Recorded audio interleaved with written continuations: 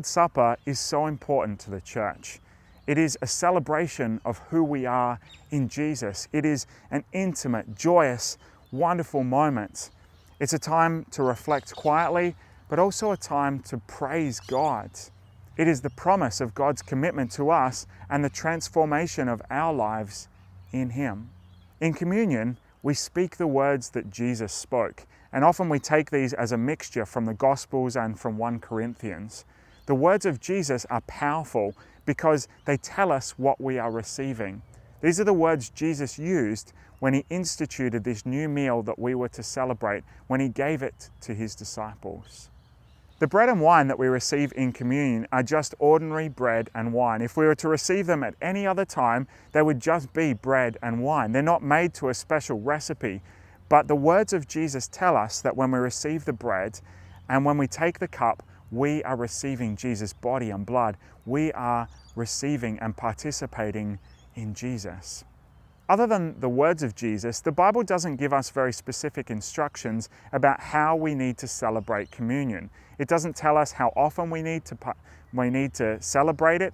It doesn't tell us what kind of bread or wine we're meant to use. It doesn't give us a specific liturgy or words that we need to say. It doesn't tell us if we need to sing any songs or what kind of songs we need to sing.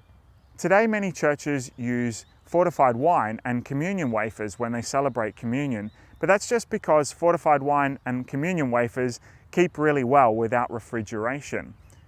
Some churches also use grape juice because they have a history of abstaining from alcohol.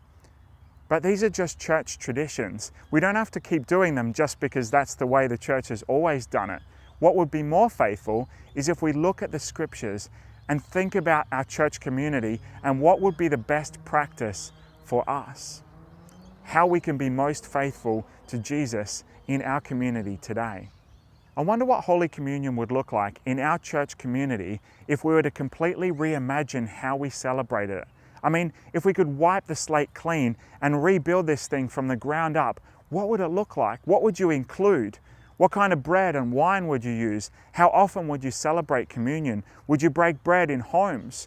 And what would we lose if we were to break bread in homes and not eat it together as a community?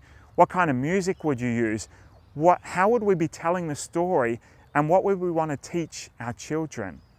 Just imagine if we could completely tailor this celebration to suit our church community and our needs, but still be faithful to the scriptures. These are big questions, and there's a lot of things that we need to take into account. But what is most important is that we're faithful to Jesus and the purpose and intention of this meal. This meal remembers Jesus' death. It celebrates a new covenant that we have in Him, and also the love that we share as a community in Jesus. Maybe a good way to think about it is what this meal teaches our children and the new believers that are in our community. What do our words, what do our actions, what do our posture, what do our faces tell these people about what we believe and who we are in Jesus?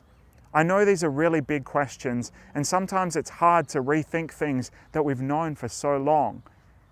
But I think this meal is worth it because this celebrates who we are in Jesus. It celebrates what God has done for us. But even more than that, it makes us who we are as God's family.